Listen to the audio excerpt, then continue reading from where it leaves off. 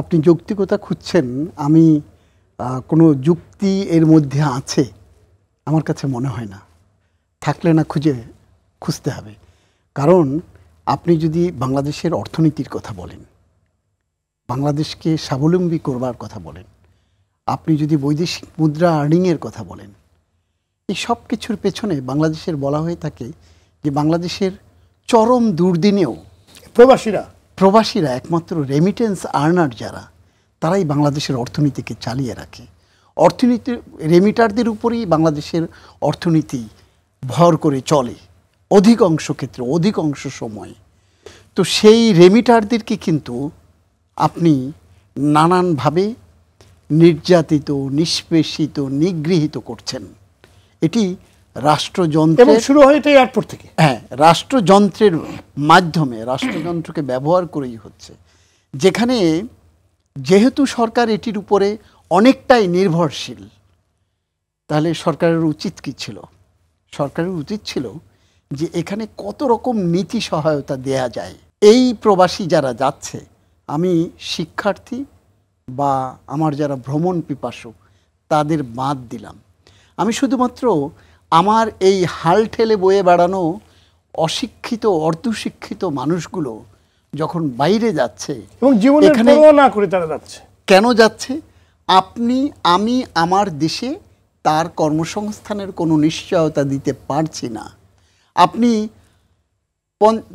20-30 লাখ টাকা ঘুষ দিয়েও একটি মাস শেষে যে সে 50,000 টাকা আর্ন করবে, সেরকম একটি চাকরির নিশ্চয়তা সে যখন পাচ্ছে না, তখন সে কি করছে?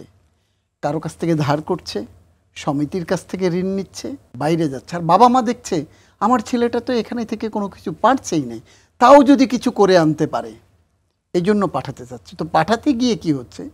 প্রতিটি পদে পদে তাদেরকে তারা বাধা, ঋণগ্রস্ত হচ্ছে, জমি ঋণগ্রস্ত, সবই তো গেলই, তার সম্পদ তো গেলই।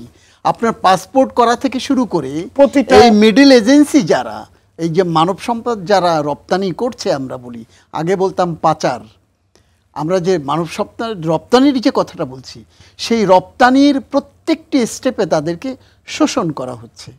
আপনার যার কাছ থেকে আমরা এই অর্ডারটা পাচ্ছি, যে দেশ নিচ্ছে, তারা আমার কাছ থেকে ক টাকা নিচ্ছে, আর আমার এখানকার এজেন্সি, সেটি বাইরার মাধ্যমেই হোক আর বাইরার বাইরে গিয়েই হোক না কেন, তো সেখান থেকে বাইরা থেকে একটা আসছে, আপনার স্বাস্থ্য পরীক্ষা, হেলথ চিকিৎসার নামে ক্লিয়ারেন্সের নামে একটা আসছে, পুলিশ ক্লিয়ারেন্সের নামে আসছে, কত রকম ক্লিয়ারেন্স যে নিতে হচ্ছে।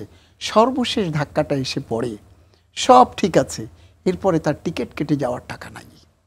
এরপরে এই টিকিটটা যখন কাটতে আসে, তখন এই সরকার বাহাদুর বা সরকার বাহাদুরের যারা নেপথ্যে থেকে সরকারকে নানান রসদ যোগাচ্ছেন, তারা কি করছেন?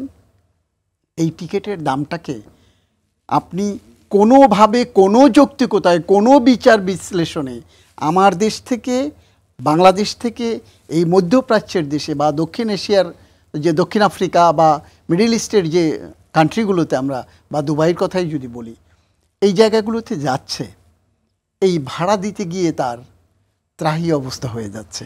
কেন হচ্ছে? এই জায়গাগুলোতে কিন্তু সরকার যদি, আমি যদি বলি, একটার পর একটা স্টেপ নিয়ে যদি কমাতে চায়, তাহলে কিন্তু সরকারের উচিত এই প্রবাসীদেরকে উৎসাহিত করবার জন্য হলেও প্রবাসীদের ক্ষেত্রে এই ভাড়াটি অর্ধেক করা হলো, সব বিবেচনা বাদ। শুধু তারা যেহেতু রেমিটেন্স আনবে, সেজন্য তাদেরকে সেটি করা দরকার। সেটি না করে আমরা কাস্টমস ডিউটি, এক্সাইজ, এরপরে কত রকম কত কিছু বসানো যায়।